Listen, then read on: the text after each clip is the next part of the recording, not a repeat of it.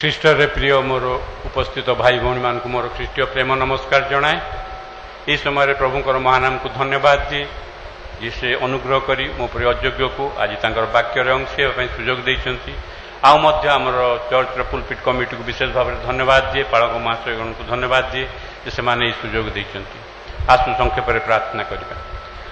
ମଙ୍ଗଳମୟ ପରମେଶ୍ୱର, ଏତେବେଳେ ତୁମରି ମହାନାମକୁ ଧନ୍ୟବାଦ ଦେଉଛୁ। ପ୍ରଭୁ ତୁମର ଚରଣ ତଳେ ବସି ତୁମରି ଉପାସନା କରିବାରେ ତୁମେ ଆମମାନଙ୍କୁ ଆନନ୍ଦିତ କରିଛ, ସେଥିପାଇଁ ଧନ୍ୟବାଦ ଦେଉଛୁ। ପ୍ରଭୁ ଏତେବେଳେ ନିଜକୁ ତୁମ ହସ୍ତରେ ସମର୍ପଣ କରୁଛି।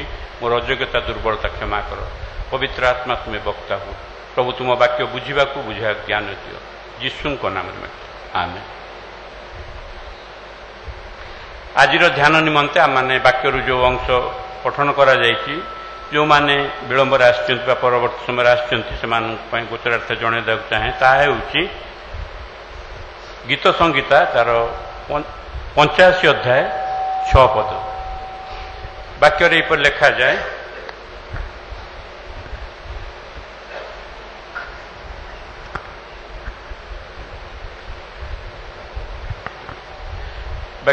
ଲେଖାଯାଏ, ତୁମ୍ଭ ଲୋକମାନେ ଯେପରି ତୁମ୍ଭଠାରେ ଆନନ୍ଦ କରିବେ, ଏଥିପାଇଁ ତୁମ୍ଭେ କି ପୁନର୍ବାର ଆମ୍ଭମାନଙ୍କୁ ସଜୀବ କରିବ ନାହିଁ।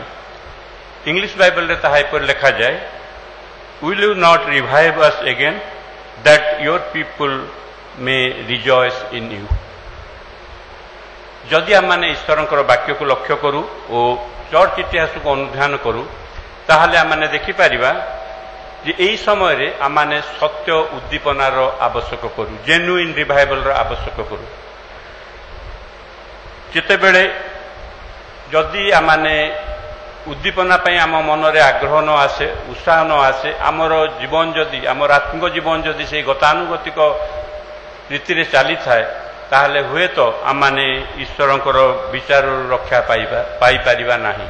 ତେଣୁକରି ଈଶ୍ୱରଙ୍କ ବିଚାରରୁ ରକ୍ଷା ପାଇବାକୁ ହେଲେ ଆମମାନଙ୍କୁ ସତ୍ୟ ଉଦ୍ଦୀପନା ବା ଟ୍ରୁ ରିଭାଇଭଲ ଆବଶ୍ୟକ ଅଟେ। ଉଦ୍ଦୀପନା ଦ୍ୱାରା ଆମମାନେ ଦେଖୁ ଯେ ସେହି ସମୟରେ ଅନେକ ସମୟରେ ଉଦ୍ଦୀପନା ସଭାଗୁଡ଼ିକ ଆୟୋଜନ କରାଯାଏ, ଆଉ ସୁନ୍ଦର ଭାବରେ ଆୟୋଜନ କରାଯାଏ।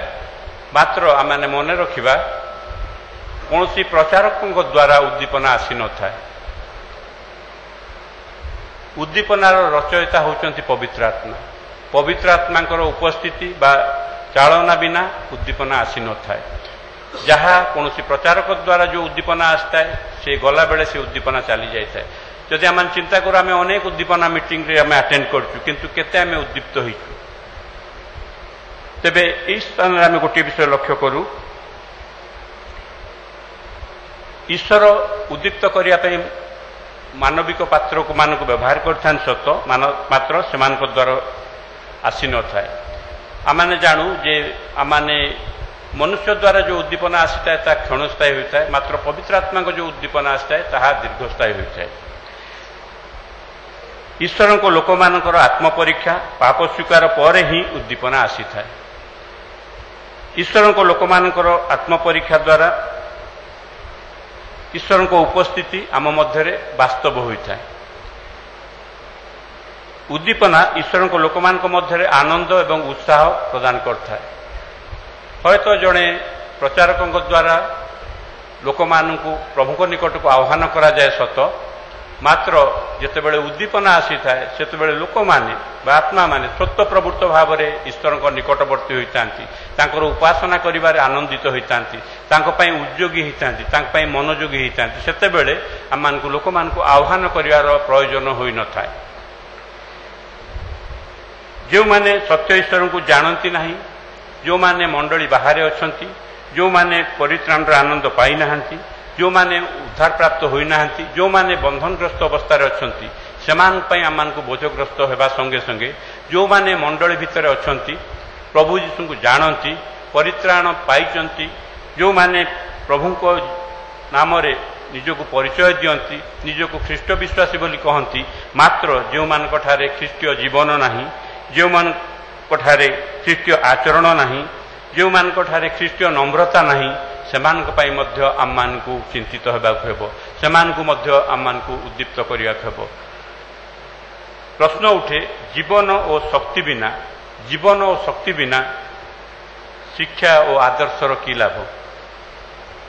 जीवन और शक्ति बिना शिक्षा और आदर्शर कि लाभ हुएत अनेकंकर गभीर वाक्यर ज्ञान अच्छी मात्र सेमानंकर नम्रतार जीवन नहीं सेमानंकर पवित्रतार जीवन नहीं सेमानंकर बाध्यतार जीवन नहीं सेमानंकर ठारे ख्रीष्टीय आचरण देखा जाए नहीं केवल सेमाने विभिन्न समय चर्च को आसती नियमित भाव में चर्च अटेंड करती विभिन्न सभा समिति में जोग दियंती एवं सेमानंकर आत्मिक जीवन में मात्र किसी परिवर्तन देखा जाए नहीं सेमानक आचरण में किसी परिवर्तन देखा जाए नहीं सेमानक कार्यकलाप में कौन परिवर्तन देखा जाए नहीं आम देखा जिसाय तार 58 अध्याय 2 पद दयाकोरी बाइबल जो मान हस्तर अच्छी बाइबल खोलिए जिसाय 58 अध्याय 2 पद वाक्य लिखा जाए तथापि सेमाने प्रतिदिन आंभर अन्वेषण करती और आंभ पथ विषय जानिबाकू संतुष्ट हुअंती जो गोष्ठीर लोक धर्मकर्म करती और आपणा मानक परमेश्वर विधान त्याग करिनाहांती सेमानंक परि सेमाने धर्म विधान विषय आंभकू पचारती और परमेश्वर निकट को आसवाकू संतुष्ट हुअंती आपण मान ध्यान सहित देखिए लिखाला सेमाने प्रतिदिन आंभर अन्वेषण करती और आंभ पथ विषय जानिबारे संतुष्ट हुअंती किंतु पथरे चलती बोली लेखागला नहीं सेमाने जो गोष्ठीर लोक धर्मकर्म करती और आपणा मानक परमेश्वर विधान त्याग करिनाहांती सेमानंक परि सेमाने धर्म विधान आमको पचारती तापर लिखाला सेमाने परमेश्वर निकट को आसवाकू संतुष्ट होती जो दिशाय तमें पूर्व पद देखो एक पदरे सेठारे लिखा जाइए मुक्त कंठारे घोषणा कर तोर उणा कर नहीं आंभ लोक मानक सेमानक अधर्म और जाकुब वंश को सेमानक पाप सबू जना सेमानक अधर्म सेमानक पाप सबू कौन थिला सेमाने सदाप्रभु निकट को आसुथिले किंतु सदाप्रभु पथरे चालू नथिले सेमाने अन्य मानक परि धर्म विधान बा आज्ञा गुड़िक शुणुले मात्र पालन करुनथिले सेमाने प्रभुंकर निकट को आसुथिले किंतु आसबार संतुष्ट होते किंतु तांकर सेवा करी तांको पथरे चालू नथिले एई दिन मानकर जदि आम लक्ष्य करूँ अनेक ख्रीष्टीय मंडली रे एहीपरि विश्वासी मानक संख्या दिन पर दिन वृद्धि पाइबार लगी उद्दीपना न आसबार आ गोटे कारण कारण अनेक प्रभु निकट को आसबार ही संतुष्ट होती गोटे अभ्यास हो जाइए रविवार है निश्चित भाव में गिर्जा को जीवा गिर्जा न गले भल लगनी किंतु आमे जो चर्च को आसुचु जहाँ वाक्य शुणुचु हे तो प्रभु नाम को धन्यवाद देवा आज जपरी सेक्रेटरी मासे पाठ कले जे जड़े कैदी सी जीवन में ताहा कार्य कले जहाँ शुणिले ता जीवन में कार्यकारी है द्वारा अनेक आत्मा लाभ पाइले आउ से निजर जीवन बंचाइले प्रभु को निजर त्राणकर्ता भाव ग्रहण कले किंतु आमे गोटे अभ्यासगत ख्रीष्टियान भाव में परिचित होइचु तेबे उद्दीपनाकारी लियोनार्ड राभेनिल कहती आज मंडली गुड़िकर मृत बाह्याचार ही ईश्वर को विव्रत करे मंडली गुड़िकर मृत बाह्याचार अनेक बाहर देखुवे जे हाँ ख्रीष्ट विश्वासी माने बहुत धार्मिक से माने बहुत नम्र से माने बहुत भद्र किंतु आमर बाहर जहाँ देखा जाए आम भीतर ताहा नुहे कारण ईश्वर अंतर परीक्षा करती आज आम मान को निज निज को विश्वास बोली कहू आज आम मैंने निज निज को विश्वासी बोली कहू किंतु आद्य मंडल विश्वास आम पाखे नहीं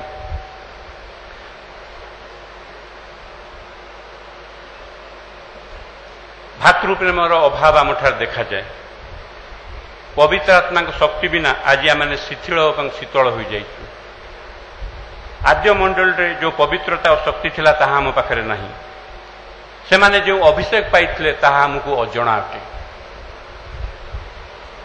प्रकाशित वाक्य तार 3 अध्याय 1 पदरे लिखा जाए यीशु सार्दिस मंडल को कहते तुम्भे नाम रे जीवित मात्र प्रकृत रे मृत आम को हे तो जीवित होगा उद्दीप्त होगा नहले कबर प्राप्त होगा जितेबाला ईश्वर को लोक मैंने आपना को नम्र करी प्रार्थना करेंगे और आपना आपना कुपथर फेरबे एवं प्रभुंकर मुख अन्वेषण करेंगे सेतेबेले प्रभु प्रार्थना शुणिबे एवं उत्तर देवे यही शताब्दीर प्रारंभ में उद्दीपना पूर्वर इभान प्रभुंकर महान दास इभान रबर्ट्स प्रार्थना था प्रभु मंडली को नत कर पृथ्वी को आशीर्वाद कर ଯେତେବେଳେ ପର୍ଯ୍ୟନ୍ତ ମଣ୍ଡଳୀ নত ନ ହୋଇଛି, ମଣ୍ଡଳୀ ନମ୍ର ଭାବରେ ପ୍ରାର୍ଥନା ନ କରିଛି, ସେତେବେଳେ ପର୍ଯ୍ୟନ୍ତ ଆମମାନେ ଆଶୀର୍ବାଦ ପ୍ରାପ୍ତ ହୋଇପାରିବା ନାହିଁ। ଭାଓବାଦୀ ଜୋଏଲଙ୍କ ଦ୍ୱାରା ଯେଉଁ ପ୍ରତିଜ୍ଞାତ ଯେଉଁ ଉଦ୍ଦୀପନା ନିମନ୍ତେ ସର୍ତ୍ତ ଥିଲା, ଆମେ ଯଦି ଦେଖିବା ଜୋଏଲ ତାର 2 ଅଧ୍ୟାୟ 12 ପଦରୁ 14 ପଦ ଏବଂ 23 ପଦରେ ଉପବାସ, ପ୍ରାର୍ଥନା, ବିଳାପ, ହୃଦୟ ଚିରିବା ଓ ଫେରିଆସିବା, ତାହେଲେ ଆଦ୍ୟ ବୃଷ୍ଟି ଓ ଶେଷ ବୃଷ୍ଟି ବର୍ଷାଇବେ। ଆଜି ମୁଁ ଯେତେବେଳେ କାଲି ସନ୍ଧ୍ୟା ସମୟରେ ଏ ବିଷୟଟି ଧ୍ୟାନ କରୁଥିଲି, ସେ ସମୟରେ ମୋ ମନରେ ଗୋଟେ ବିଷୟ ଆସିଲା। ଯେତେବେଳେ ଆମମାନେ ଚର୍ଚ୍ଚରେ ପ୍ରେୟାର ମିଟିଂ କରୁ ଆଉ ପ୍ରେୟାର ମିଟିଂ ସହିତ ଇଟିଂର ବ୍ୟବସ୍ଥା ହୋଇଥାଏ, ସେତେବେଳେ ସିଟିଂ ପାଇଁ ସ୍ଥାନ ମିଳେ ନାହିଁ। କିନ୍ତୁ ଯେତେବେଳେ ଫାଷ୍ଟିଂ ପ୍ରେୟାର ମିଟିଂ ହୁଏ, ନୋ ଇଟିଂ, ସେତେବେଳେ ଆତ୍ମାମାନେ ବା ଲୋକମାନେ ମିଳନ୍ତିନି ଚେୟାରରେ ବସିବା ପାଇଁ।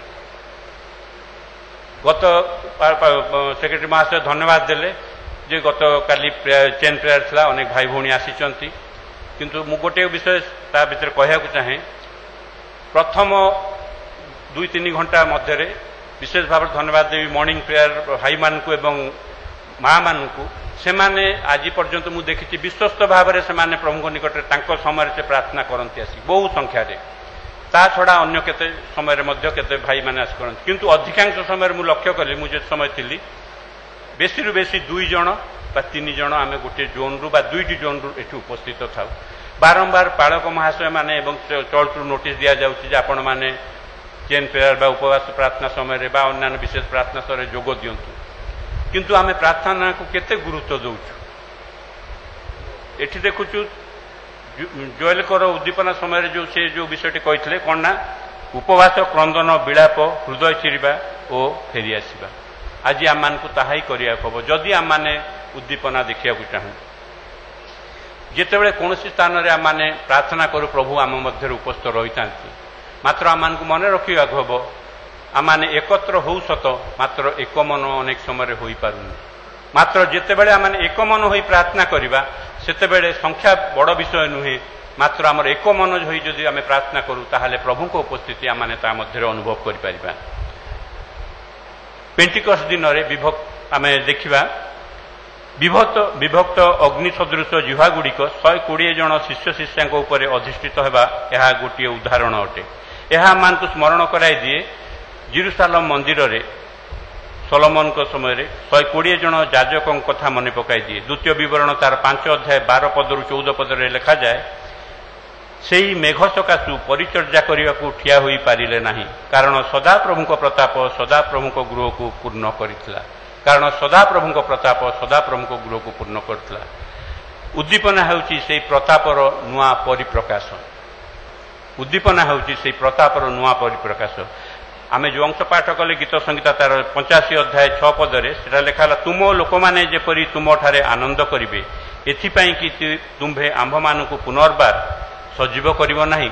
ଅର୍ଥାତ୍ ତୁମେ ଆମକୁ ସଜୀବ କରିଥିଲ, ପୁନର୍ବାର ଆମକୁ ସଜୀବ କର, ଯେପରି ଆମେମାନେ ୱାନ୍ସ ମୋର୍ ଆମକୁ ସଜୀବ କର, ଯେପରି ଆମେମାନେ ତୁମଠାରେ ଆନନ୍ଦ କରିବୁ। ଯେତେବେଳେ ଈଶ୍ୱର ଆମମାନଙ୍କର ଜୀବନ ଦ୍ୱାରା ଗୌରବାନ୍ୱିତ ହୋଇଥାନ୍ତି, ଆମମାନେ ସେତେବେଳେ ଅନୁଭବ କରିବା ଈଶ୍ୱର ଯେଉଁ ମହତ୍ ଉଦ୍ଦେଶ୍ୟରେ ଆମମାନଙ୍କୁ ଏହି ଜଗତ ମଧ୍ୟରେ ପ୍ରେରଣ କଲେ, ପୃଥକ କଲେ, ଜଗତ ମଧ୍ୟରେ ସୃଷ୍ଟି କଲେ, ଆମକୁ ତାଙ୍କର ପୁତ୍ରକନ୍ୟାର ଅଧିକାର ଦେଲେ, ଆମମାନଙ୍କୁ ମୁଦ୍ରାଙ୍କିତ କଲେ, ସେତେବେଳେ ହିଁ କେବଳ ଆମମାନେ ଈଶ୍ୱରଙ୍କ ଉପସ୍ଥିତି ଆମ ଜୀବନରେ ଅନୁଭବ କରିପାରିବା। ଆଉ ତାଙ୍କର ଶକ୍ତି ସେତେବେଳେ ଅନୁଭବ କରିପାରିବା, ତାଙ୍କ ଶାନ୍ତି ଆମେ ଅନୁଭବ କରିପାରିବା, ତାଙ୍କର ପରିତ୍ରାଣର ଆନନ୍ଦ ସେତେବେଳେ ଆମେ ଅନୁଭବ କରିବାକୁ ପଡ଼ିବ। କାରଣ ଆମେ ଅନେକ ସମୟରେ ଅନୁଭବ କରିପାରୁନୁ ପ୍ରଭୁ ଆମକୁ କାହିଁକି ଏ ଜଗତକୁ ପଠାଇଲେ, କାହିଁକି ସେ ଆମମାନଙ୍କୁ ଆହ୍ୱାନ କଲେ, କାହିଁକି ସେ ଆମମାନଙ୍କୁ ପୃଥକ କଲେ, କାହିଁକି ସେ ଆମମାନଙ୍କୁ ମନୋନୀତ କଲେ, କାହିଁକି ସେ ଆମମାନଙ୍କୁ ମୁଦ୍ରାଙ୍କିତ କଲେ। ଯେତେବେଳେ ତାହା ଆମେ ଅନୁଭବ କରୁ ଆଉ ଈଶ୍ୱରଙ୍କ ଗୌରବାର୍ଥେ ନିଜ ନିଜକୁ ସମର୍ପଣ କରୁ, ସେତେବେଳେ ପ୍ରଭୁ ଆଶ୍ଚର୍ଯ୍ୟ କର୍ମ କରିଥାନ୍ତି। ଯେତେବେଳେ ଆମମାନେ ଆପଣା ଆପଣାକୁ ନମ୍ର କରି ପ୍ରାର୍ଥନା କରୁ, ଈଶ୍ୱରଙ୍କ ମୁଖ ଅନ୍ୱେଷଣ କରୁ ଓ ଆପଣା କୁପଥରୁ କୁକ୍ରିୟାରୁ ଫେରୁ, କେବଳ ସେହି ସମୟରେ ହିଁ ସେ ସ୍ୱର୍ଗରୁ ଶୁଣନ୍ତି ଓ ଆମ୍ଭମାନଙ୍କୁ ରକ୍ଷା କରନ୍ତି, ଆମମାନଙ୍କୁ କ୍ଷମା କରନ୍ତି ଓ ଆମମାନଙ୍କୁ ସୁସ୍ଥ କରନ୍ତି ଓ ଆମମାନଙ୍କ ମଧ୍ୟରେ ତାଙ୍କ ପ୍ରତାପ ଉପସ୍ଥିତ ହୋଇଥାଏ। ପୁରାତନ ନିୟମରେ ଏହାକୁ ପ୍ରତାପ ବା ଦି ଗ୍ଲୋରି ଅଫ୍ ଜିହୋଭା ବୋଲି କହୁଥିଲେ। ଆମେ ଯାତ୍ରା ତାର 40 ଅଧ୍ୟାୟ 14 ପଦରେ ଦେଖୁ, ମୋଶା ସଦାପ୍ରଭୁଙ୍କ ଉଦ୍ଦେଶ୍ୟରେ ବଳି ଉତ୍ସର୍ଗ କରୁଥିବା ସମୟରେ ଲେଖାଯାଏ, ଅନନ୍ତର ମେଘ ସେହି ସମାଗମ ତମ୍ବୁ ଆଚ୍ଛାଦନ କଲା ଓ ସଦାପ୍ରଭୁଙ୍କ ପ୍ରତାପ ଆବାସକୁ ପରିପୂର୍ଣ୍ଣ କଲା। ତହିଁରେ ମୂଷା ସମାଗମ ତମ୍ବୁରେ ପ୍ରବେଶ କରିପାରିଲେ ନାହିଁ। ପୁନର୍ବାର ଆମେ ପ୍ରଥମ ରାଜାବଳୀ ତାର 8 ଅଧ୍ୟାୟ 11 ପଦରେ ଏପରି ଲେଖାଯାଏ, ତହିଁରେ ସେହି ମେଘ ସକାଶୁ ଯାଜକମାନେ ପରିଚର୍ଯ୍ୟା କରିବାକୁ ଠିଆ ହୋଇପାରିଲେ ନାହିଁ, କାରଣ ସଦାପ୍ରଭୁଙ୍କ ଗୃହ ସଦାପ୍ରଭୁଙ୍କ ପ୍ରତାପରେ ପରିପୂର୍ଣ୍ଣ ହେଲା। ସଦାପ୍ରଭୁଙ୍କ ପ୍ରତାପ ସଦାପ୍ରଭୁଙ୍କର ଉପସ୍ଥିତିକୁ ପ୍ରକାଶ କରେ। ସଦାପ୍ରଭୁଙ୍କ ପ୍ରତାପ ସଦାପ୍ରଭୁଙ୍କର ଉପସ୍ଥିତିକୁ ପ୍ରକାଶ କରେ। ପରବର୍ତ୍ତୀ ସମୟରେ ଆମମାନେ ବାକ୍ୟରେ ଦେଖୁ ଯେ ସଦାପ୍ରଭୁଙ୍କର ସଲୋମନଙ୍କ ଦ୍ୱାରା ନିୟମ ସିନ୍ଦୁକ ଜେରୁସାଲେମରେ ସ୍ଥାପିତ ହେଲା। ଏହାପରେ ପ୍ରାୟ 400 ବର୍ଷ କାଳ ସେଠାରେ ତାହା ଥିଲା ଓ ବାକ୍ୟକୁ ଲକ୍ଷ୍ୟ କଲେ ଆମେ ଦେଖିବା ପ୍ରାୟ 1000 ବର୍ଷ ପର୍ଯ୍ୟନ୍ତ ଆଉ ଇସ୍ରାଏଲ ମଧ୍ୟରେ ସଦାପ୍ରଭୁଙ୍କ ପ୍ରତାପ ଗମନାଗମନ କଲେ ବା ଉପସ୍ଥିତ ରହିଲେ। ମାତ୍ର ଏପରି ଏକ ସମୟ ଆସିଲା ଈଶ୍ୱରଙ୍କ ପ୍ରତାପ ବା ସେକିନା ଇସ୍ରାଏଲ ମଧ୍ୟରୁ ଦୂରେଇ ଗଲା। ଆଜି ସେହିପରି ଏକ ସମୟ ଆସିଛି। ଆଜିର ମଣ୍ଡଳୀ, ଆଜିର ଖ୍ରୀଷ୍ଟ ବିଶ୍ୱାସୀ, ଆଜି ଖ୍ରୀଷ୍ଟୀୟ ସମାଜ ଯଦି ନିଜର ପାପ ସ୍ୱୀକାର କରି ଅନୁତାପ ନ କରନ୍ତି ହୁଏତ ସେ ଆମ୍ଭଠାରୁ ଦୂରେଇ ଯିବେ। ଆମେ ଯଦି ରୀତିନୀତି ଅନୁଯାୟୀ କେବଳ ଚର୍ଚ୍ଚକୁ ଆସୁଥିବା, ଫେରି ଯାଉଥିବା, ବାକ୍ୟ ଶୁଣୁଥିବା, କୌଣସି କାର୍ଯ୍ୟ କରୁନଥିବା, ତାହେଲେ ହୁଏତ ସେ ଆମଠାରୁ ଦୂରେଇ ଯାଇପାରନ୍ତି।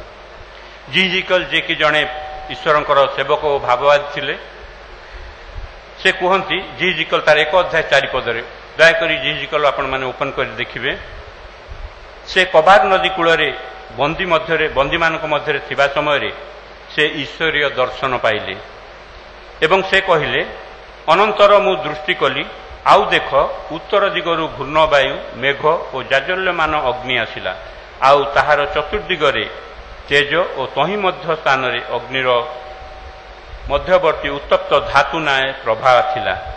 ପ୍ରାନ୍ତର ମଧ୍ୟରେ ଇସ୍ରାଏଲମାନେ ଗମନ କରିବା ସମୟରେ ସଦାପ୍ରଭୁଙ୍କ ପ୍ରତାପ ଏହିପରି ଭାବରେ ସେମାନଙ୍କ ସହିତ ଗମନାଗମନ କରୁଥିଲେ।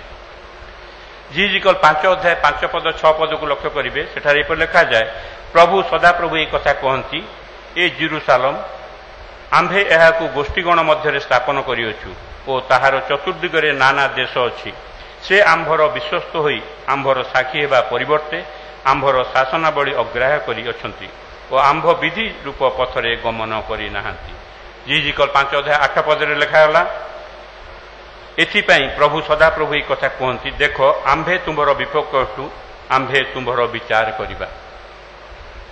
ଯେଉଁ ପ୍ରଭୁ ସେମାନଙ୍କ ସହିତ ରହିଲେ ଆଉ ସେମାନଙ୍କୁ ଜେରୁସାଲେମରେ ସ୍ଥାପନ କଲେ, ସଦାପ୍ରଭୁ କହୁଛନ୍ତି, ଏ ଜେରୁସାଲେମ, ଏହାକୁ ଆମେ ଏଠାରେ ସ୍ଥାପନ କରିଅଛୁ, ୟା ଚତୁର୍ଦିଗରେ ନାନା ଗୋଷ୍ଠୀ ଅଛି, ୟା ଚତୁର୍ଦିଗରେ ନାନା ଦେଶ ଅଛି, ଆଉ ତା ମଧ୍ୟରେ ସିଏ ଆମର ସଦାପ୍ରଭୁଙ୍କର ଉଦ୍ଦେଶ୍ୟ ଥିଲା ସେମାନେ ସଦାପ୍ରଭୁଙ୍କର ସାକ୍ଷୀ ହେବେ ଆଉ ସଦାପ୍ରଭୁଙ୍କ ପଥରେ ଗମନ କରିବେ। ତେଣୁକରି ସେ କହୁଛନ୍ତି, ସେ ଆମ୍ଭର ସାକ୍ଷୀ ହେବା ପରିବର୍ତ୍ତେ ଆମ୍ଭର ଶାସନାବଳୀ ଅଗ୍ରାହ୍ୟ କରିଅଛନ୍ତି ଓ ଆମ୍ଭର ବିଧି ରୂପ ପଥରେ ଗମନ କରିନାହାନ୍ତି। ଭାଇ ଓ ଭଉଣୀମାନେ, ପ୍ରିୟମାନେ, ଆଜି ଆପଣମାନେ ଆମେ ଚିନ୍ତା କରିବା, ପ୍ରଭୁ ଆମମାନଙ୍କୁ ଯେଉଁ ସ୍ଥାନରେ ସ୍ଥାପନ କରିଛନ୍ତି, ଆମମାନଙ୍କୁ ମନୋନୀତ କଲେ ଏବଂ ପ୍ରଭୁ ଆମମାନଙ୍କୁ ବିଭିନ୍ନ ସ୍ଥାନରେ ସ୍ଥାପନ କରିଛନ୍ତି ବା ରୋପଣ କରିଛନ୍ତି। ଆମ ଚତୁର୍ଦିଗରେ ବିଭିନ୍ନ ବିଶ୍ୱାସ ମତର ଲୋକମାନେ ଅଛନ୍ତି, ବିଭିନ୍ନ ଗୋଷ୍ଠୀର ଲୋକମାନେ ଅଛନ୍ତି। ସଦାପ୍ରଭୁଙ୍କର ଇଚ୍ଛା ଯେ ଆମେ ତାଙ୍କ ମଧ୍ୟରେ ସାକ୍ଷୀ ହେଉ, ଆମେ ତାଙ୍କ ପଥରେ ଗମନ କରୁ। ଆଜି କି ଆପଣ ମୁଁ ତାହା କରୁଛେ? ନିଜ ନିଜକୁ ପ୍ରଶ୍ନ କରୁ। ପ୍ରଭୁ ଆମମାନଙ୍କୁ ମନୋନୀତ କରିବାର ମୁଖ୍ୟ ଉଦ୍ଦେଶ୍ୟ ହେଉଛି ଆମେ ତାଙ୍କ ପାଇଁ ସାକ୍ଷୀ ହେଉ। ସାକ୍ଷୀ କ'ଣ କରେ? ସାକ୍ଷ୍ୟ ପ୍ରଦାନ କରେ। ସେ ଯାହା ଦେଖିଥାଏ, ଯାହା ଶୁଣିଥାଏ, ଯାହା ଜାଣିଥାଏ, ଯାହା ଅନୁଭବ କରିଥାଏ, ତାହା କହିଥାଏ। ଆମେ ଖ୍ରୀଷ୍ଟୀୟ ସନ୍ତାନ ସନ୍ତତି ଭାବରେ, ଖ୍ରୀଷ୍ଟୀୟ ଦାସଦାସୀ ଭାବରେ, ଖ୍ରୀଷ୍ଟୀୟ ପିଲାମାନଙ୍କ ଭାବରେ ଆମମାନେ ପ୍ରଭୁଙ୍କୁ ଯେତେବେଳେ ଗ୍ରହଣ କରିଛୁ, ପ୍ରଭୁଙ୍କୁ ଯେତେବେଳେ ଅନୁଭବ କରୁଛୁ, ତାଙ୍କର ସତ୍ୟତା ଯେତେବେଳେ ଜାଣିଛୁ, ତାହାକି ଅନ୍ୟମାନଙ୍କ ନିକଟରେ ପ୍ରକାଶ କରୁଛୁ। ପ୍ରଭୁ ଆମମାନଙ୍କୁ ଯେଉଁ କ୍ଷେତ୍ରରେ ରଖିଛନ୍ତି, ଯେଉଁ ସ୍ଥାନରେ ରଖିଛନ୍ତି, ଯେଉଁମାନଙ୍କ ଗହଣରେ ରଖିଛନ୍ତି, ସେମାନଙ୍କ ନିକଟରେ ଆମେ କି ସାକ୍ଷୀ ହେଇଛୁ। ତେଣୁକରି ପ୍ରଭୁ କହୁଛନ୍ତି, ଯେହେତୁ ସେମାନେ ଆମର ସାକ୍ଷୀ ହୋଇନାହାନ୍ତି, ସାକ୍ଷୀ ହେବା ପରିବର୍ତ୍ତେ ଆମର ଶାସନାବଳୀ ଅଗ୍ରାହ୍ୟ କରିଅଛନ୍ତି ଓ ଆମର ବିଧିରୂପ ପଥରେ ଗମନ କରିନାହାନ୍ତି, ତେଣୁ ଆମେ ସେମାନଙ୍କର ବିପକ୍ଷ ହେବୁ, ଆମେ ସେମାନଙ୍କର ବିଚାର କରିବୁ। ହୁଏତ ପ୍ରଭୁ ଆମର ମଧ୍ୟ ବିଚାର କରିପାରନ୍ତି। ହୁଏତ ପ୍ରଭୁ ଆମକୁ ପଚାରି ପାରନ୍ତି, ମୁଁ ତୁମକୁ ଏଇ ସ୍ଥାନରେ ରଖିଥିଲି, ଏ ସମସ୍ତ ସୁଯୋଗ ଦେଇଥିଲି, ଆଉ ତୁମେ ମୋ ପାଇଁ କ'ଣ କରିଛ? କାହାଠାରେ ସାକ୍ଷୀ ହୋଇଛ? କେତୋଟି ଆତ୍ମାକୁ ମୋ ବିଷୟରେ କହିଛ? ଆମେ ହୁଏତ ସମସ୍ତେ ସୁନ୍ଦର ଭାବରେ ପ୍ରଚାର କରିପାରିବା ନାହିଁ, किंतु आमे निजर जीवन साक्ष्य द्वारा निजर आचरण द्वारा निजर कार्यकलाप द्वारा आमे प्रभुंकर साक्षी हो पारिबा आमे ताहा हेउछु कि पुनर्बार जिहिजिकल कहती आत्मा मोते पृथ्वी और आकाश मध्यवर्ती स्थान को उठाइले और ईश्वरीय दर्शन क्रमे जेरुसालेम मंदिर मध्य को घेनीगले जिहिजिकल 8 अध्याय 4 पदरे देखिए लिखाला आउ देख पदाभूमि रे मु देखिथिबा दृश्य प्रमाणे से स्थान रे इस्राएल परमेश्वर प्रताप विद्यमान थिले आ 5 पदरे लिखाला मात्र तापरे अन्य विषय समस्त देखि से आश्चर्यजनित हेले आउ देख यज्ञवेदीर उत्तर दिगस्थ द्वारर प्रवेश स्थान रे सेही अंतर्ज्वालार प्रतिमा तापरे प्रभु मंदिर कांथ मध्य एक छिद्र देखाई जिहिजिकल कहते जहाद्वारा जिहिजिकल से भितर प्रवेश करेंगे आ समस्त घूर्ण्ययोग्य कर्म देखा पारे से खोलिया कहले से गर्त को खोलिया कहते मु भावुची ईश्वर जेरुसालेम मंदिर में गर्त कर जिहिजिकल को से स्थान में जिहुदा वंशर जो घूर्ण्ययोग्य कर्म मान करुछंती ताहा कि सेमानक पक्षरे लघु विषय बोली प्रश्न पचारला परी आज से ख्रीष्टीय समाज को ख्रीष्टीय मंडली को ख्रीष्टीय सेवक सेविका मान से प्रश्न विश्वासी मान को से प्रश्न पचारुचंती जे आम गृह को घूर्ण्य कर्म द्वारा अशुचि करवा कौन लघु विषय बोली तुम्हें माने भावुअछ अनेक समय आम प्रभु गृह मध्य जो प्रकार आचरण करूँ जो प्रकार कार्यकलाप करूँ ताहा कि क्षुद्र विषय बोली आम भावुचु पवित्र स्थान में आम किपरि भाव व्यवहार करूँ आम प्रभुंकर संतान संतति भाव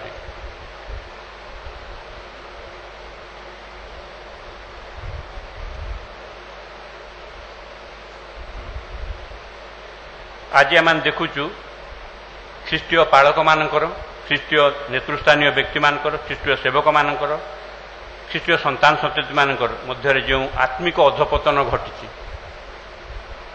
सेमानक मध्य जो परश्रीकातरता स्वार्थपरता लोभ दलभेद मतभेद ईर्षा द्वेष अबाध्यता अप्रेम असहिष्णुता भाव द्वारा सेमाने आज ख्रीष्टीय मंदिर को ख्रीष्टीय गृह को ख्रीष्टीय समाज को कलुषित और दुर्बल करुछंती ताहा कि ख्रीष्टों दृष्टि रे क्षुद्र विषय बोली आम भावुचु कि लघु विषय बोली भावुचु कि यह अवश्य केवल ओडिशा बा आमर भारतर ख्रीष्टीय मंडलीर चित्र नुहे यह पृथ्वीर अनेक ख्रीष्टीय मंडलीर चित्र अटे तेणुकरी प्रभु सदाप्रभुଙ୍କ पवित्र मंदिर मध्य यही समस्त घूर्ण्ययोग्य कर्म करी मध्य सेमाने कौन करुले ना सदाप्रभुଙ୍କ अनुग्रह आशीर्वाद भिक्षा करुले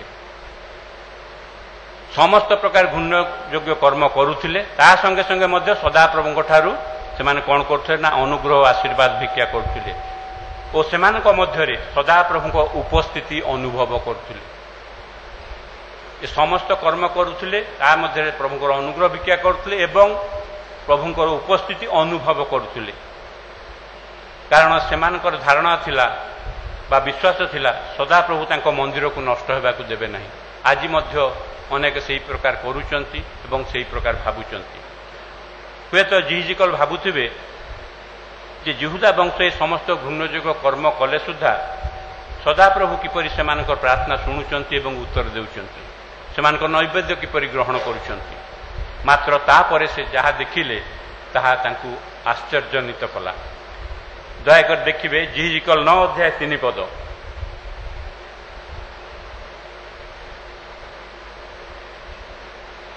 पुणी इस्राएल परमेश्वर प्रताप जो किरुब उपर थिला ताहाठारू उठी गृहर एरंडा उपर को जाइथिला पुणी इस्राएल परमेश्वर प्रताप जो किरुब उपर थिला ताहाठारू उठी गृहर एरंडा उपर को जाइथिला 10 अध्याय 4 पदर देखंतु पुणी सदाप्रभुଙ୍କ प्रताप किरुब उपर उठी गृहर एरंडा उपर ठिया हैला प्रथमे सेठाकू गला तापरे ठिया हैला 10 अध्याय 18 पदर देखंतु पुणी सदाप्रभुଙ୍କ प्रताप किरुब उपर उठी गृहर एरंड उपर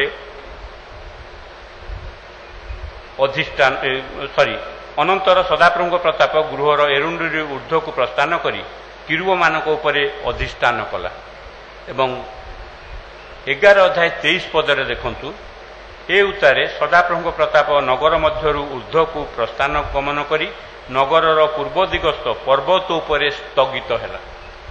କେଉଁଠୁ? ପ୍ରଭୁଙ୍କର ମନ୍ଦିରରୁ ଉଠି ଏରୁଣ୍ଡା ନିକଟକୁ ଗଲା, ଏରୁଣ୍ଡା ଉପରେ ଠିଆ ହେଲେ, ତାପରେ ଏରୁଣ୍ଡାରୁ ଉଠି କିରୁବମାନଙ୍କ ଉପରକୁ ଗଲେ, କିରୁବମାନଙ୍କ ଉପରୁ ସେ ଯାଇ ପର୍ବତ ଉପରେ, ନଗର ବାହାରେ ପର୍ବତ ଉପରେ ସେ ଅଧିଷ୍ଠାନ କଲେ। ଯେଉଁ ପ୍ରତାପ ବା ଗ୍ଲୋରି ଇସ୍ରାଏଲମାନଙ୍କ ସହିତ ପ୍ରାୟ 1000 ବର୍ଷ ରହିଲେ, ଆଜି ସେ ସେମାନଙ୍କର ଅବାଧ୍ୟତା ଓ ଦୁଷ୍ଟତା ପାଇଁ ସେମାନଙ୍କଠାରୁ ଦୂରେଇ ଯିବାକୁ ବାଧ୍ୟ ହେଲେ। ସଦାପ୍ରଭୁ ଯେତେବେଳେ ସେମାନଙ୍କଠାରୁ ଦୂରେଇ ଯାଉଥିବେ, ସେତେବେଳେ ସେ କେତେ ଦୁଃଖିତ ହୋଇଥିବେ। ହଠାତ୍ ସେ ଗଲେ ନାହିଁ, ଆମେ ଲକ୍ଷ୍ୟ କରୁଛୁ ହଠାତ୍ ସେ ଗଲେ ନାହିଁ। ପ୍ରଥମେ ସେ କ'ଣ କଲେ ନା କିରୁବ ଉପରୁ ଗୃହର ଏରୁଣ୍ଡି ନିକଟକୁ ଗଲେ, ତାପରେ ଏରୁଣ୍ଡା ଉପରେ ଠିଆ ହେଲେ, ତାପରେ ଗୃହର ଏରୁଣ୍ଡରୁ ଊର୍ଦ୍ଧ୍ୱକୁ ପ୍ରସ୍ଥାନ କଲେ, ଶେଷରେ ଊର୍ଦ୍ଧ୍ୱ ଗମନ କରି ପର୍ବତ ଉପରେ ଛିଡ଼ା ହେଲେ। କାହିଁକି ସଦାପ୍ରଭୁଙ୍କ ପ୍ରତାପ ଧୀରେ ଧୀରେ ଓ ଅନିଚ୍ଛାକୃତେ ଗମନ କରୁଥିଲେ? ମୁଁ ଭାବୁଛି ସଦାପ୍ରଭୁ ଭାବୁଥିବେ, ମୋର ସନ୍ତାନ ସନ୍ତତିମାନେ, ମୋ ଦାସଦାସୀମାନେ ମନ ଫେରାଇବେ ପରା, ସେମାନେ ନିଜ ନିଜ ଦୁଷ୍ଟତାରୁ ଫେରିବେ ପରା, ନିଜ ନିଜକୁ ନମ୍ର କରିବେ ପରା, ତାହେଲେ ମୁଁ ସେମାନଙ୍କ ମଧ୍ୟରେ ପୁନର୍ବାର ଫେରିଆସିବି। ମାତ୍ର କେହି ଲକ୍ଷ୍ୟ କଲେନି, ପ୍ରଭୁ ସେମାନଙ୍କଠାରୁ ଦୂରେଇ ଗଲେ। But nobody noticed God was gone। କାରଣ ସେମାନେ ନିଜ ନିଜ ଦୈନନ୍ଦିନ କାର୍ଯ୍ୟରେ, ଅଭ୍ୟାସଗତ ଧାର୍ମିକ କାର୍ଯ୍ୟକ୍ରମରେ ଓ ରୀତିନୀତିରେ ଏତେ ବ୍ୟସ୍ତ ଥିଲେ ଯେ ସେମାନେ ଅନୁଭବ କରିପାରିଲେ ନାହିଁ ଈଶ୍ୱର ସେମାନଙ୍କୁ ତ୍ୟାଗ କରି ଚାଲିଗଲେଣି। ଅନେକ ସମୟରେ ଆମମାନେ ଜଗତର କାର୍ଯ୍ୟରେ, ରୀତିନୀତି, ଯେଉଁ ଧାର୍ମିକ କାର୍ଯ୍ୟରେ ବା କରୁ କରୁ ପ୍ରଭୁଙ୍କୁ ମଧ୍ୟ ଭୁଲି ଯାଇଥାଉ, ତାଙ୍କ ଉପସ୍ଥିତିକୁ ମଧ୍ୟ ଭୁଲି ଯାଇଥାଉ।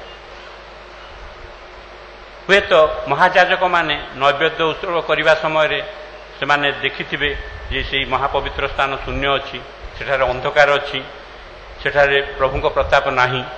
ମାତ୍ର ଲୋକମାନେ କ'ଣ କହିବେ ବା କ'ଣ ଭାବିବେ, ସେହି ଭୟରେ ସେମାନେ କିଛି ପ୍ରକାଶ କଲେ ନାହିଁ। ଆଜି ଅନେକ ପାଳକ ଓ ପ୍ରଚାରକ ଲୋକମାନଙ୍କ ଭୟରେ ବା ମଣ୍ଡଳୀର ଭୟରେ ବା ନିଜ ସ୍ୱାର୍ଥ ରକ୍ଷା ପାଇଁ ସତ୍ୟ ପ୍ରକାଶ କରିବାକୁ ପଛଘୁଞ୍ଚା ଦେଉଛନ୍ତି। ଫଳସ୍ୱରୂପ ଏପରି ଅନେକ ସ୍ଥାନରେ ଉପାସନା, ଖ୍ରୀଷ୍ଟୀୟ ସଭା ସମିତି, ବିଭିନ୍ନ ଆତ୍ମିକ ବା ଖ୍ରୀଷ୍ଟୀୟ ପ୍ରୋଗ୍ରାମ ଗୁଡ଼ିକ, ଏପରିକି ସହଭାଗିତା, ଏପରିକି ବିବାହ ଓ ମୃତ୍ୟୁ ଈଶ୍ୱରଙ୍କ ଉପସ୍ଥିତି ଓ ଶକ୍ତି ବିନା ଆରମ୍ଭ ହେଉଛି ଏବଂ ଶେଷ ମଧ୍ୟ ହେଉଛି। ପ୍ରଭୁଙ୍କ ଦାସ ବିଲି ଗ୍ରାମ ଥରେ କହିଲେ, if we took the holy spirit out of the church today, 90% of all its activities would keep right on going। ଯଦି ଆମେ ପବିତ୍ର ଆତ୍ମାଙ୍କୁ, ବିଲିଗ୍ରାମ କହିଲେ, ଯଦି ଆମେ ପବିତ୍ର ଆତ୍ମାଙ୍କୁ ମଣ୍ଡଳୀ ମଧ୍ୟରୁ ପୃଥକ କରିଦେଉ, ତାହେଲେ ମଣ୍ଡଳୀର 90% କାର୍ଯ୍ୟକ୍ରମ ଯାହା ଚାଲିଛି ଯଥା ରୀତିରେ ଚାଲିବ। ଟାଇମ୍ସ ମ୍ୟାଗାଜିନରେ ପ୍ରଭୁଙ୍କର ଜଣେ ଦାସ ଏପରି ଲେଖନ୍ତି, ଖ୍ରୀଷ୍ଟୀୟ ନେତାମାନଙ୍କର ମତ, ସେ କହିଲେ, In Britain and in America, Christ was being replaced by music, New Age movement, occult practices and green issue। ଆଜି ବ୍ରିଟେନ ଓ ଆମେରିକାରେ ଯେ ସମସ୍ୟା ଦେଖାଦେଇଛି ତାହା ନୁହେଁ, ଆଜି ଆମର ଭାରତୀୟ ବା ଖ୍ରୀଷ୍ଟୀୟ ମଣ୍ଡଳୀମାନଙ୍କରେ, ଭାରତୀୟ ଖ୍ରୀଷ୍ଟୀୟ ମଣ୍ଡଳୀମାନଙ୍କରେ ମଧ୍ୟ ଏହି ସମସ୍ୟା ଦେଖାଦେଇଛି। ଅବଶ୍ୟ ସବୁ ମଣ୍ଡଳୀରେ ଏପରି ଦେଖାଯାଉନି ବା ସବୁ ବିଶ୍ୱାସୀମାନଙ୍କ ଜୀବନରେ ଏପରି ଦେଖାଯାଏ ନାହିଁ। ଅବଶ୍ୟ ତାହା ଟିକେ ଭିନ୍ନ ଭାବରେ ଆମର ଦେଖାଯାଉଛି। ବର୍ତ୍ତମାନ ରିମିକ୍ସ ଯୁଗ, ଆମେ ଦେଖୁଛୁ ମ୍ୟୁଜିକ୍ ସବୁ ଆସୁଛି, ରିମିକ୍ସ, ପୁରୁଣା ଗୀତ ସାଙ୍ଗେ ନୂଆ ଗୀତ ରିମିକ୍ସ କରିକି ନୂତନ ମ୍ୟୁଜିକ୍ ସୃଷ୍ଟି କରାଯାଉଛି, ଦେଶୀ ବିଟ୍ ସାଙ୍ଗେ ମଡର୍ଣ୍ଣ ବିଟ୍ ମିକ୍ସ କରାଯାଉଛି। ତ ମଣ୍ଡଳୀ ମଧ୍ୟରେ ମଧ୍ୟ ସେମିତି ରିମିକ୍ସ ଯୁଗ ଆସିଛି।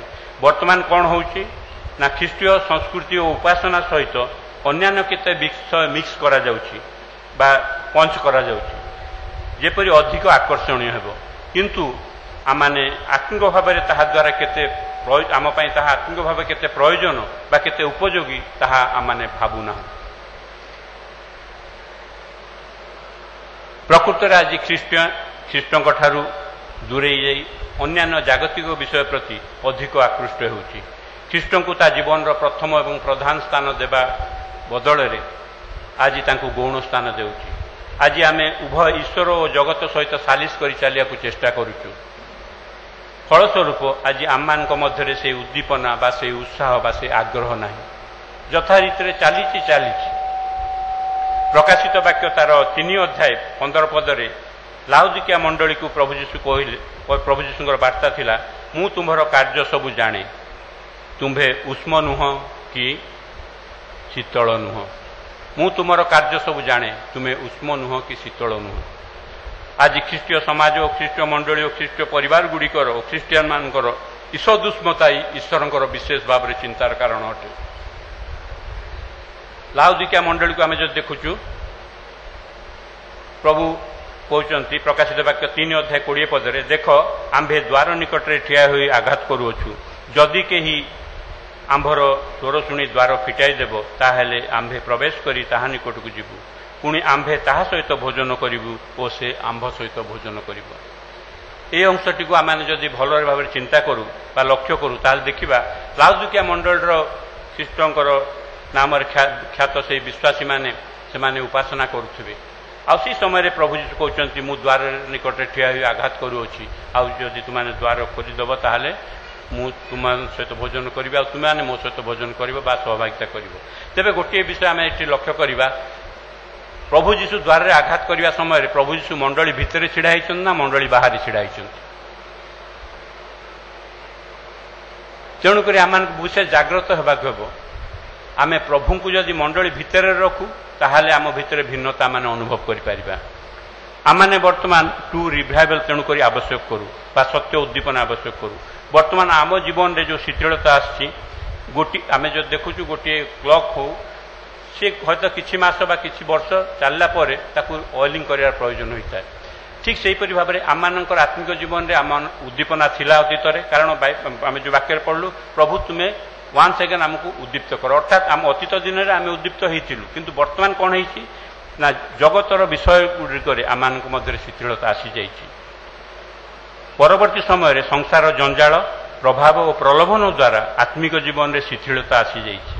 आम जीवन में सहभागितार आनंद प्रभु को उपस्थितिर आनंद प्रभु पई साक्षी हेबार आनंद आत्मा लाभ करिवार जो आनंद ताहा धीरे धीरे कमी जाइछि। मन करंतु जेतेबेले आमाने प्रथमे परित्राण पाइथिलु पुनर्जन्म पाइथिलु प्रभु को निज त्राणकर्ता भाव ग्रहण करथिलु से समय आम जीवन में केते आनंद थिला सहभागिता पई केते आनंद थिला प्रभु को कार्य पई केते आनंद थिला आत्मा लाभ पई केते आनंद थिला सेही आनंद सेही उत्साह कोन आज आम मध्य अछि कि तेणुक गीत आम जो देखले 25 अध्याय 6 पदरे गीत रचक कहते आम को आउ थे पुनर्बार सजीव कर ताहले आम्भे माने तुम ठारे आनंद करूँ सजीव करने द्वारा आम तुम ठारे आनंद करूँ आम जगत आनंद करूँ ना आम तुम ठारे आनंद करूँ से अनुभव करम्भे मैंने आवश्यक करूँ व्यक्तिगत स्पिरिचुअल रिवाइवल एवं मांडलिक रिवाइवल नहेले आमर गतानुगतिक भाव में आम चली आस्ते आस्ते केतेबेले प्रभु आम ठार दूरे जीवे बा आम जीवन में शिथिलता आसो ताहा आम अनुभव करिपारिबा नाही। जगतर कार्यक्रम बा मंडलीर कार्यक्रम बा प्रभु कार्य करुचु बोली आम कार्य करि चलिबा किंतु आमर आत्मिक जीवन जो दृढ़ता से ताहा आम हरैथिबा। गीतर कहते तुम्भ लोक मैंने जेपरी तुम्भठारे आनंद करिवे मन रखु आनंद हेउची आत्माकर दान आनंद हेउची आत्माकर दान जगतर समस्त पाई जड़े सुखी हो पारे मात्र ता मनरे आनंद न थाई पारे से ठीक से भाव में जड़े जागतिक धन संपत्ति बा जागतिक विषय धनी नहेले मध्य ता मनरे सदा सर्वदा आनंद थाई पारे। आनंद होउची आत्मा फल ताहा कोनोसी पारिपार्श्विक परिस्थिति बा अवस्था उपरे निर्भरशील नुहे मात्र ताहा एकमात्र प्रभु जीशु उपरे निर्भरशील ताहा हेउची आमानकर अंतवासी ईश्वर उपर निर्भरशील से आमर प्रेरणार उत्स से आमर विश्वास भूमि से आमर निर्भरतार दृढ़ शैल अटंती आमर सुख जीवनर घटना उपर निर्भरशील मात्र आनंद ख्रीष्ट जीशु उपर निर्भरशील। तेणुक आमाने सदाबेले मन रखिबा जेते पर्यंत आमे ख्रीष्ट सहित चली आज्ञा पालन करुवा अनुगमन करुवा इच्छा साधन करुवा से दिन पर्यंत आम जीवन में आनंद थी जितेबले आम जगत प्रति दृष्टिपात करवा जगतर आनंद आहरण करने चेष्टा करवा से समय आम जीवन में आस्ते आस्ते शिथिलता आसब। दाऊद जितेबले बत्सेबा ठारे गमन कले आउतारे ତାଙ୍କ ନିକଟରେ ନାଥନ ଭବିଷ୍ୟତ ବକ୍ତା ଆସି ପହଞ୍ଚିଲେ। ଆଉ ଆମେ ଦେଖୁଛୁ ସେହି ସମୟରେ ସେ ଗୀତରେ ଲେଖୁଛନ୍ତି, ଗୀତ ତାର 51 ଅଧ୍ୟାୟ 12-13 ପଦରେ ଦେଖିବେ, ଦାଉଦ କହୁଛନ୍ତି, ହେ ପରମେଶ୍ୱର, ତୁମ୍ଭ ପରିତ୍ରାଣର ଆନନ୍ଦ ପୁନର୍ବାର ଅର୍ଥାତ୍ ଆଉ ଥରେ ମୋତେ ଦିଅ ଓ ସ୍ୱଚ୍ଛନ୍ଦ ଆତ୍ମା ଦେଇ ମୋତେ ଧରି ରଖ। ତହିଁରେ ମୁଁ ଅପରାଧୀମାନଙ୍କୁ ତୁମ୍ଭ କଥା ଶିଖାଇବି ଓ ପାପୀମାନେ ତୁମ୍ଭ ପ୍ରତି ଫେରିବେ। ଦାଉଦ କ'ଣ କହୁଛନ୍ତି? ପରମେଶ୍ୱର ସେ ଯେତେବେଳେ ପାପ କରୁଛନ୍ତି ବସିବା ସହିତ, ଆଉ ନାଥନ ଭବିଷ୍ୟତ ବକ୍ତା ଆସି ତାଙ୍କୁ ସେ ବିଷୟରେ ସଚେତନ କରୁଛନ୍ତି, ସେତେବେଳେ କହୁଛନ୍ତି, ହେ ପରମେଶ୍ୱର, ତୁମ୍ଭର ପରିତ୍ରାଣର ଆନନ୍ଦ ପୁନର୍ବାର ମୋତେ ଦିଅ, ଆଉ ଥରେ ମୋତେ ଦିଅ ଓ ସ୍ୱଚ୍ଛନ୍ଦ ଆତ୍ମା ଦେଇ ମୋତେ ଧରି ରଖ। ତହିଁରେ ମୁଁ ଅପରାଧୀମାନଙ୍କୁ ତୁମ୍ଭ ପଥ ଶିଖାଇବି ଓ ପାପୀମାନେ ତୁମ୍ଭ ପ୍ରତି ଫେରିବେ। ଯେତେବେଳେ ଖ୍ରୀଷ୍ଟ ବିଶ୍ୱାସୀମାନଙ୍କ ଜୀବନରେ ରିଭାଇଭାଲ୍ ଆସିଥାଏ, ଖ୍ରୀଷ୍ଟ ମଣ୍ଡଳୀରେ ରିଭାଇଭାଲ୍ ଆସିଥାଏ, ସେତେବେଳେ ଆମମାନଙ୍କ ମଧ୍ୟରେ ବ୍ୟକ୍ତିଗତ ଭାବେ ଓ ମାଣ୍ଡଳିକ ଭାବେ ହଜିଲା ଆତ୍ମାମାନଙ୍କ ପାଇଁ, ବିନଷ୍ଟ ପ୍ରାୟ ଆତ୍ମାମାନଙ୍କ ପାଇଁ, ସେମାନଙ୍କର ଉଦ୍ଧାର ପାଇଁ ଏକ ବିଶେଷ ବ୍ୟାକୁଳତା ଆକୁଳତା ଆସିଥାଏ। ଆମେ ଅନେକ ସମୟରେ ଶୁଣୁଛୁ, ଆମ ପାଳକ ମହାଶୟମାନେ ସେମାନେ କହୁଛନ୍ତି, ସୁସମାଚାର ପ୍ରଚାର ପାଇଁ ସେମାନେ ବିଶେଷ ଗୁରୁତ୍ୱ ଦେଉଛନ୍ତି, ଆତ୍ମା ଲାଭ ପାଇଁ ସେମାନେ ବିଶେଷ ଗୁରୁତ୍ୱ ଦେଉଛନ୍ତି, କିନ୍ତୁ ଆମମାନେ ସେଥିରେ କେତେ ସହଯୋଗ କରୁଛୁ, ସେଥିପାଇଁ କେତେ ପ୍ରାର୍ଥନା କରୁଛୁ, ସେଥିପାଇଁ କେତେ ବ୍ୟାକୁଳ ହେଉଛୁ, ସେଥିପାଇଁ ପ୍ରଭୁଙ୍କ ନିକଟରେ କେତେ ନିବେଦନ କରୁଛୁ। ଆମେ କେବଳ ପ୍ରାର୍ଥନା ଅନେକ ସମୟରେ ନିଜ ପାଇଁ, ନିଜ ପରିବାର ପାଇଁ, ନିଜର ସୁଖ ସୁବିଧା ପାଇଁ କରୁଛୁ, କିନ୍ତୁ ପ୍ରଭୁ ଆମମାନଙ୍କୁ ଏହି ଜଗତରେ ଯେଉଁ ଉଦ୍ଦେଶ୍ୟରେ ପୃଥକ କରିଛନ୍ତି, ଯେ ଉଦ୍ଦେଶ୍ୟରେ ସେ ମନୋନୀତ କରିଛନ୍ତି, ଯେ ଉଦ୍ଦେଶ୍ୟରେ ତାଙ୍କର ପୁତ୍ର କନ୍ୟାର ଅଧିକାର ଦେଇଛନ୍ତି, ଯେ ଆତ୍ମା ଲାଭ ପାଇଁ, ଯେଉଁମାନେ ଯେପରି ଦାଉଦ କହୁଛନ୍ତି, ଅପରାଧୀମାନଙ୍କୁ ତୁମ ପଥ ଶିଖାଇବି ଓ ପାପୀମାନେ ତୁମ ପ୍ରତି ଫେରିବେ, ସେଥିପାଇଁ ମୋତେ ତୁମେ ଉଜ୍ଜୀବିତ କର, ସେଥିପାଇଁ ମୋତେ ତୁମର ସେ ପରିତ୍ରାଣର ଆନନ୍ଦ ପୁନର୍ବାର ଦିଅ। ତହିଁରେ ସେ କହୁଛନ୍ତି, ତହିଁରେ ଯାହା ମୁଁ ହରାଇଛି ତାହା ମୋତେ ଫେରାଇ ଦିଅ। ତହିଁରେ ମୁଁ ଅପରାଧୀମାନଙ୍କୁ ତୁମ ପଥ ଶିଖାଇବି ଓ ପାପୀମାନେ ତୁମ ପ୍ରତି ଫେରିବେ।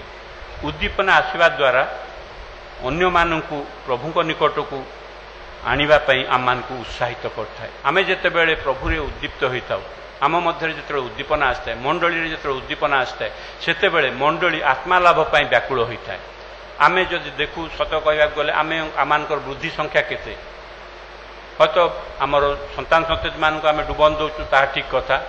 ଯଦି ଷ୍ଟାଟିଷ୍ଟିକ୍ ଆମେ ବିହନ ବୁଣୁଛୁ, ତାହା ଠିକ୍ କଥା। କେତେବେଳେ ତାହା ଫଳିବା ଆମେ ଜାଣିନୁ, କିନ୍ତୁ ସାଧାରଣ ଭାବେ ଯଦି ଆମେ ଚିନ୍ତା କରୁ, ଆମେ କେତେ ଆତ୍ମା ଲାଭ କରୁଛୁ, କାରଣ ସେଇ ବ୍ୟାକୁଳତା ଆମ ମଧ୍ୟରେ ନାହିଁ, ସେ ଆକୁଳତା ଆମ ମଧ୍ୟରେ ନାହିଁ, ସେ ନମ୍ରତା ଆମ ମଧ୍ୟରେ ନାହିଁ। ଆମେ ନିଜ ପାପ ସ୍ୱୀକାର କରି ନିଜକୁ ନମ୍ର କରିବା ପାଇଁ ଆମମାନେ ଅନେକ ସମୟରେ ପଛଘୁଞ୍ଚା ଦେଉଛୁ। ପ୍ରିୟମାନେ, ଆଜି ଆସୁ ଆମମାନେ ନିଜ ନିଜକୁ ନମ୍ର କରି ପ୍ରାର୍ଥନା କରୁ, ପ୍ରଭୁଙ୍କ ମୁଖ ଅନ୍ୱେଷଣ କରିବା ଓ ଆପଣା ଆପଣା କୁପଥରୁ ଫେରିବା ଓ ସଦାପ୍ରଭୁଙ୍କ ନିକଟରେ ନିଜ ନିଜକୁ ସମର୍ପଣ କରି ନିରନ୍ତର ପ୍ରାର୍ଥନା କରିବା, ପ୍ରଭୁ ତୁମେ ମୋତେ ମୋ ମଣ୍ଡଳୀକୁ ଉଦ୍ଦୀପ୍ତ କର, ଆମମାନଙ୍କୁ ସେହି ପରିତ୍ରାଣର ଆନନ୍ଦ ଦିଅ, ଯେପରି ଆମମାନେ ଅନ୍ୟମାନଙ୍କୁ ତୁମ ପ୍ରତି ଫେରାଇବୁ। ସେ ଆନନ୍ଦ କାହିଁକି ମାଗୁଛୁ ନା, ଅନ୍ୟମାନେ ଯେପରି ତୁମ ପ୍ରତି ଫେରିବେ, ଆଉ ଯେପରି ଆମେ ତୁମର ସାକ୍ଷୀ ହେବୁ ଓ ପାପୀମାନେ ତୁମ ନିକଟକୁ ଆସିବେ। ସେଥିପାଇଁ ଦାଉଦ କହିଲେ ଯେ, ପ୍ରଭୁ ତୁମେ ତୁମର ଯେପରି ଆମେ ପଢ଼ିଲୁ, ତୁମ୍ଭ ଲୋକମାନେ ଯେପରି ତୁମ୍ଭଠାରେ ଆନନ୍ଦ କରିବେ, ଏଥିପାଇଁ ତୁମ୍ଭେ କି ପୁନର୍ବାର ଆମମାନଙ୍କୁ ସଜୀବ କରିବ ନାହିଁ, ପୁନର୍ବାର ଆମମାନଙ୍କୁ ରିଭାଇଭ୍ କରିବ ନାହିଁ। ପ୍ରଭୁ ଆମମାନଙ୍କୁ ଏହି ଅଳ୍ପ ଆଲୋଚନାରେ ଆଶୀର୍ବାଦ କରନ୍ତୁ।